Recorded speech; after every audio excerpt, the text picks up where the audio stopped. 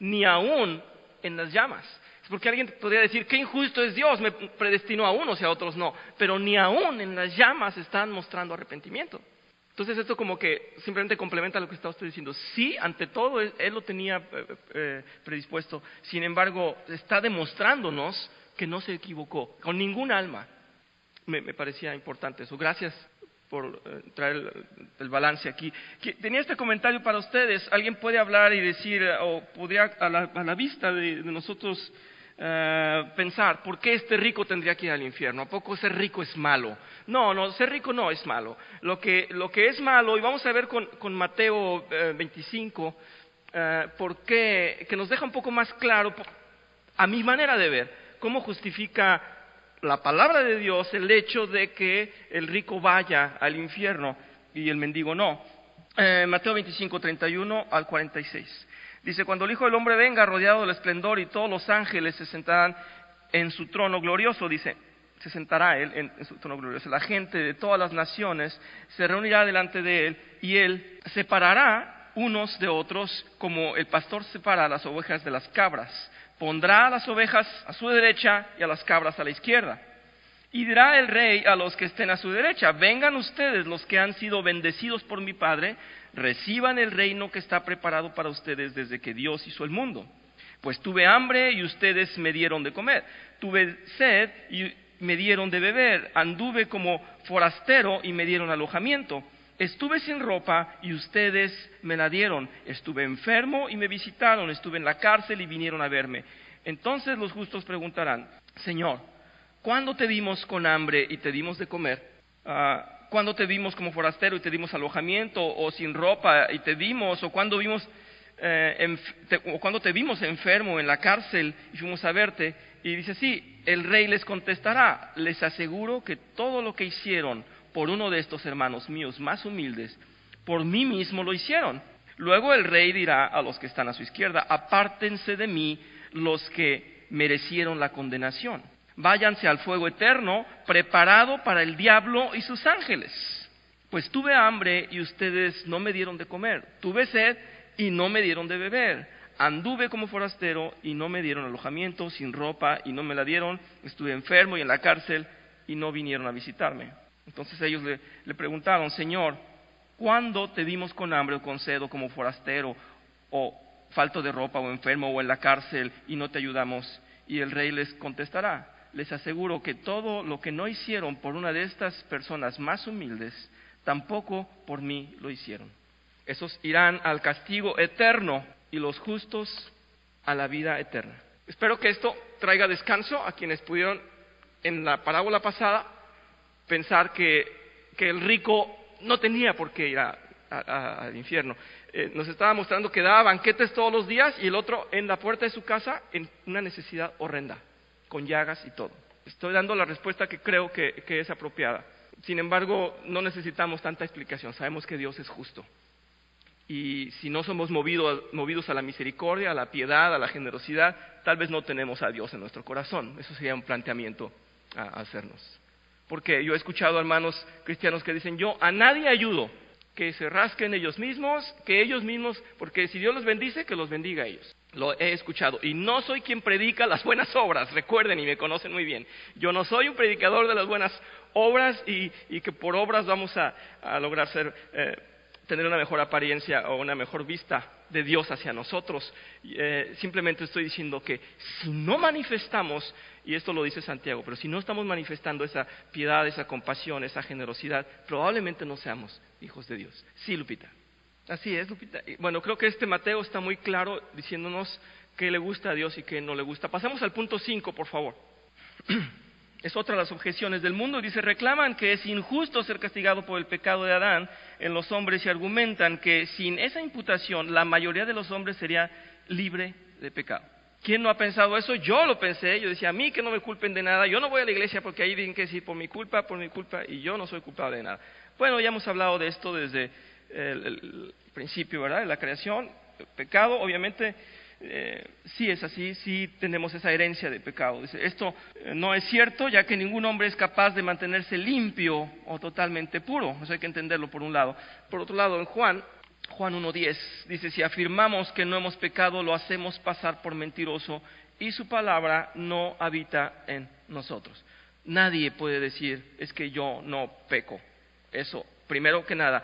Aquel que diga, a mí que no me imputen la culpa de Adán, yo no peco, estaría diciendo, primero que nada, está diciendo dos mentiras, pero primero que nada, sí peca, todos pecamos, y dice Dios, no sería yo, entonces verás, sería yo un mentiroso. Leemos esto, por favor, dice: la imputación del pecado de Adán a toda la humanidad es justa, ya que a él fue dada la encomienda de guardar el primer pacto de obras, y él, como representante de toda la humanidad, falló, legando su culpa a todos los hombres, ¿verdad? Generación por generación. Ahora bien, si insistimos en nuestra inocencia, será bueno leer cuántos pecados, al parecer tan mínimos, podrían ser suficientes para ser condenados. Solamente lo hago rápido porque esto no tiene más trasfondo, es muy simple. Dice Mateo 5:22: yo les digo que todo el que se enoje con su hermano quedará sujeto al juicio del tribunal. Es más, cualquiera que insulte a su hermano quedará sujeto al juicio del consejo, y cualquiera que lo maldiga, quedará sujeto al fuego del infierno. ¿Quién dijo esto en Mateo 5? Jesús, en el Sermón del Monte. Estaba diciendo, todo el que maldiga a su hermano va a estar sujeto al juicio del infierno. En Mateo 13 dice: así como se recoge la mala hierba y se quema en el fuego, ocurrirá también al final del mundo. El Hijo del Hombre enviará a sus ángeles y arrancarán de su reino a todos los que pecan y hacen pecar. Los arroja al horno encendido, donde habrá llanto y rechinar de dientes. Este es el panorama del infierno. Entonces los justos brillarán en el reino de su Padre como el sol. El que tenga oídos, que oiga. Nada agradable será el infierno. El Señor Jesús, al hablar a los fariseos, nos estaba hablando a todos, ya que por naturaleza tendemos a ser religiosos todos. Entonces, estas son prevenciones, son realmente tomas de conciencia que quiere el Señor que hagamos. Y tenemos Mateo 23, sí. Mateo 23, del 33 al 36, dice: serpientes, y le estaba hablando al pueblo fariseo, al grupo de fariseos, raza de víboras, ¿cómo van a escapar del castigo del infierno? Por esto yo les voy a enviar profetas, sabios y maestros, pero ustedes matarán y crucificarán a algunos de ellos, y a otros los golpearán en las sinagogas y los perseguirán de pueblo en pueblo. Esto ocurrió, ¿verdad? Todo esto ocurrió. Así que sobre ustedes caerá el castigo por toda la sangre inocente que ha sido derramada desde Abel, el justo, hasta Zacarías, hijo de Berequías, a quienes ustedes mataron entre el santuario y el altar. Les aseguro que el castigo por todo esto será sobre la gente de hoy. Entonces nos dice el Señor que habrá una justicia y que el hombre estaba tan ciego, iban a estar tan ciegos que no iban a ver ni a los profetas ni a ninguno de los predicadores, dice, y los van a matar. Y así sucedió. Bien, es la necedad del hombre. Yo voy a concluir, no sé si hay comentarios más, pero unas cuantas frases aquí. Dice, en las conclusiones, dice: cumplamos la gran comisión sabiendo que el alma que sea ganada por el Señor a través de nosotros se estará librando de un sufrimiento eterno y justo, porque no hay otro medio para llegar al Padre sino por Jesucristo. Él ha sido el Redentor eterno para nuestras faltas eternas. Seamos conscientes también del hecho de que cuando seamos rechazados por los inconversos, estarán rechazando el Evangelio, y el infierno será la recompensa justa.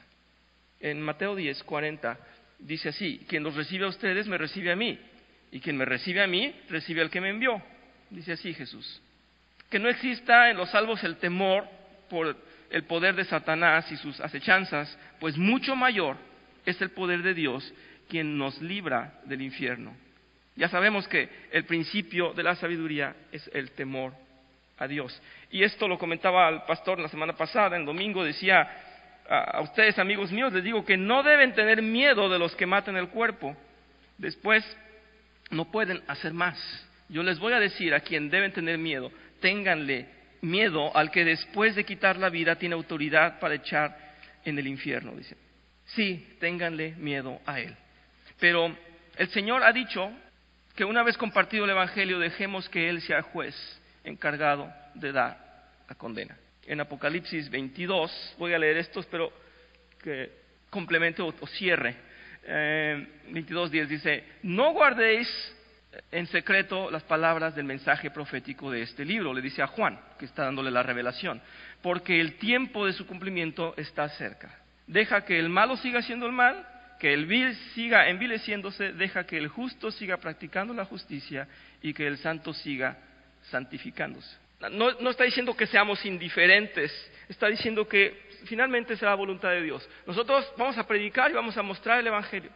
El resto es trabajo de Dios. Él hace la justicia, no nosotros. Espero que se comprenda. No le está diciendo no hagas nada, está diciendo vas a predicar, vas a mostrar el mensaje. Esta es mi revelación, muéstrala, dice, no la guardes, pero deja que el tiempo pase, que el ritmo, que las cosas sucedan.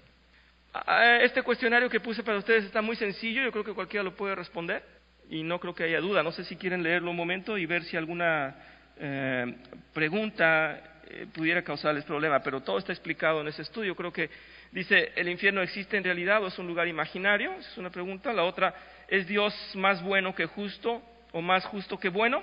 Si Dios dice ser bueno, ¿por qué entonces castiga? ¿No es una contradicción que Dios demande perdonar y que Él por su parte castigue?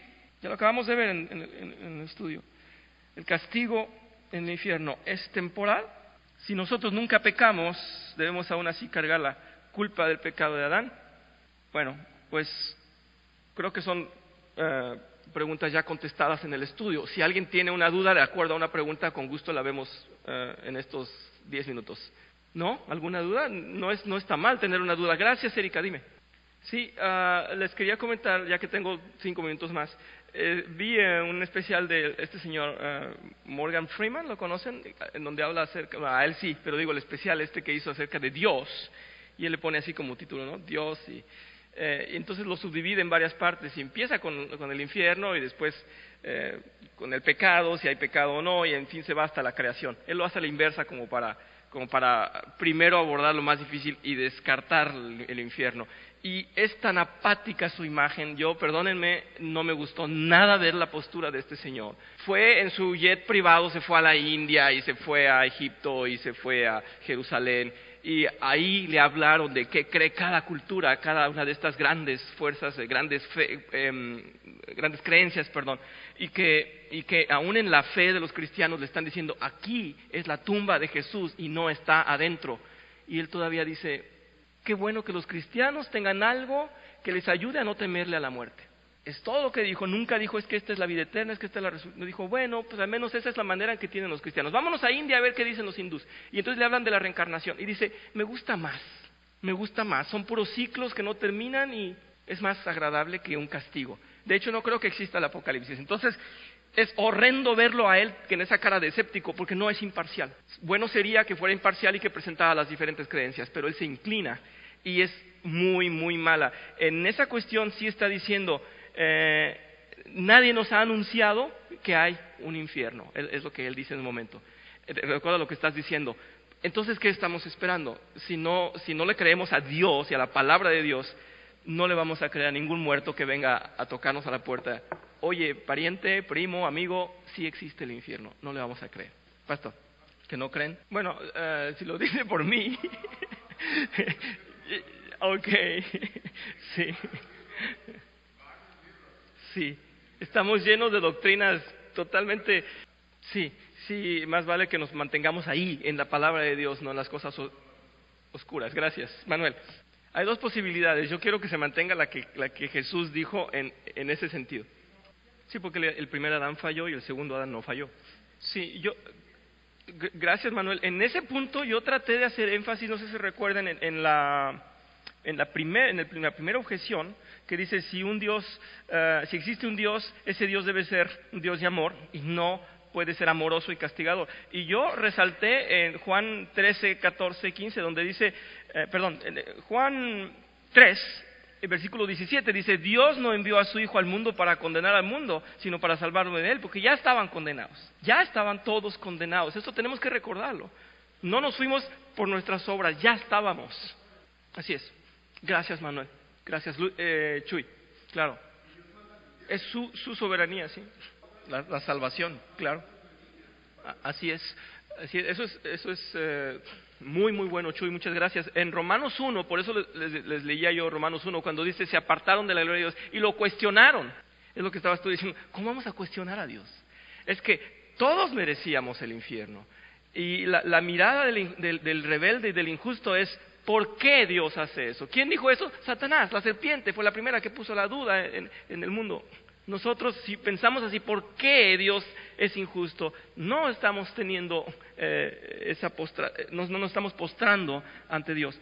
Y dice, esa rebeldía será castigada, dice Dios. Más bien tenemos que decir, ¿y por qué me salvaste? ¿Por qué me salvaste? Es por tu gracia, no es por mí. No hice nada que me haga salvo, es lo que acabas de decir. Es mucho más grandioso contemplar la gracia y no el infierno, ¿verdad? Pero pues estamos conscientes hoy, después de esas 3 semanas, que el infierno existe, ¿verdad? Eso era lo que yo quería estar seguro. Bien, entonces pude cumplir con mi misión después de tanto. Muchas gracias, vamos a cerrar en oración, si les parece.